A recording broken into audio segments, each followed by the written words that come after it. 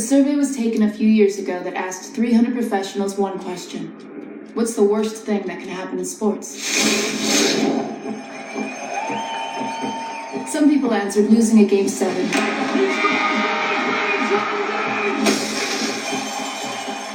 And other people said getting swept in 4. Some people said it was missing the World Cup. And some Brazilians said it was losing to Argentina. Not just in the World Cup, anytime, ever, in any contest. One person answered that the worst thing that can happen in sports was 4th place at the Olympics. This is a true story, but except for my own, I've changed all the names, and I've done my best to obscure identities for reasons that'll become clear. I'm Molly Bloom, and right now I'm ranked 3rd in North America in women's moguls. I grew up in Loveland, Colorado, about 2 hours north of Denver. I have a BA in political science from the University of Colorado, where I graduated summa cum laude with a 3.9 GPA. The median LSAT score at Harvard Law School is 169. My score is 173. Number 87 up, 56 on deck. I've spent 16 years chasing winter and being coached by the best in the world. Sundays were for working out with my father. Something was really wrong.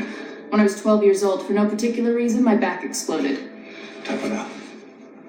Good advice. And lose the attitude. Less than 10 minutes later, I was in the back of an ambulance. I had what's called rapid onset scoliosis. My spine was curved at 63 degrees, and I'd need a 7-hour surgical procedure that involved straightening my spine, extracting bone from my hip, fusing 11 vertebrae together, and fastening steel rods to the fused segments. I wouldn't let her ski anymore. Definitely not moguls, and obviously skiing competitively is out of the question. I was on skis again in a year, running moguls in 18 months, and by my 20th birthday, I made the U.S. ski team. It's the last round of qualifying for the Salt Lake City Olympics. This is the champion run at Deer Valley. The altitude's 8,100 feet, and the pitch is 52 degrees, which is the same as the sides of the Great Pyramids. The wind's 20 to 25 miles an hour, blowing left to right. It's 3 below zero at the top of the slope. And with 17 skiers in front of me, it's going to be like trying to stick a landing on a frozen infinity pool. Kiki blew out of her line. Shannon was off balance on her second land. He's talking about Kiki Bandy and Shannon Keebler, my 2 toughest competitors who had significant point deductions on their final runs. I can make the Olympic team right now. Go get it. And if I have 3 perfect runs in Salt Lake, the best runs of my life, I can beat the Austrians and the Swiss and have a realistic shot at the podium. Then law school, and then a startup, a foundation that seeds entrepreneurial women.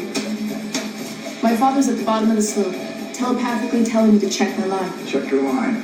I check my line.